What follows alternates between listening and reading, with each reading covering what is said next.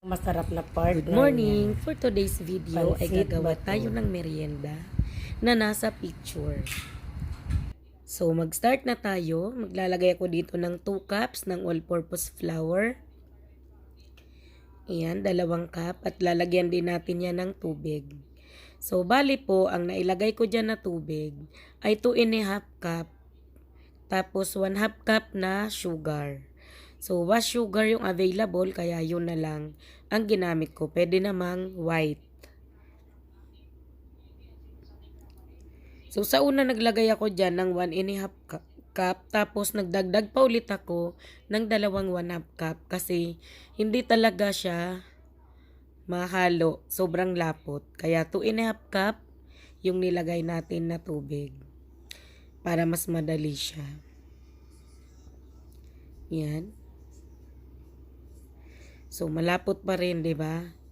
Kaya, nagdagdag pa ulit ako ng another 1/2. Total of 2½ So, ang gagawin natin ay maruya. Pero dahil sa sobra pong lalaki ng saging, hiniwa-hiwa ko na lang po siya. Hindi siya mga buo-buong saging na maruya. Pero mura lang yung kilo nito, 35 pesos. Yung pagkakabili ko.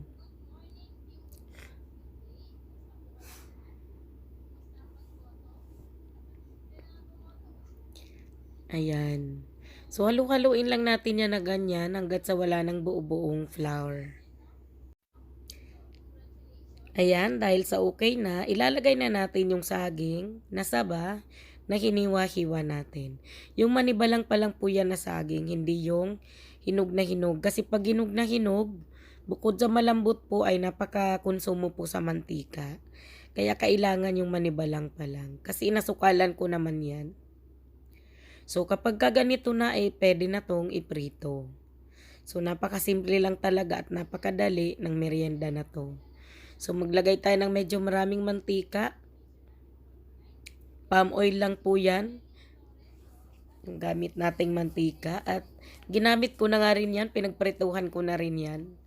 Pero since pwede pa naman, so okay lang. Kung hindi naman isda yung prinito ay pwede pa rin pong gamitin ulit yung oil. Medyo marami kasing kailangan, 1 litro. 1 litrong mantika. Ayan, at nag-start na tayo. Piprituhin lang natin yan hanggang sa maging golden brown ang kulay niya.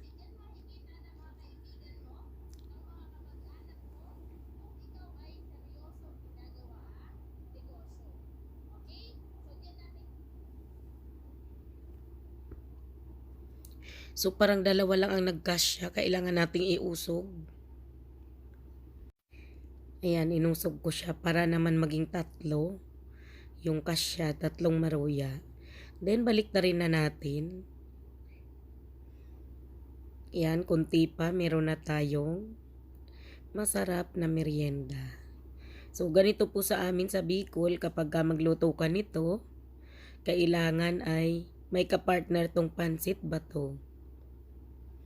Yan, nilagyan ko lang po yan ng tissue para ma-absorb niya yung mantika.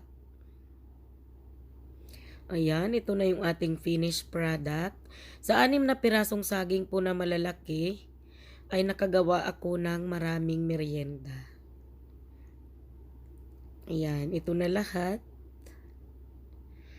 Halos 10 piraso ata yung nagawa ko, kinain na kasi yung 2.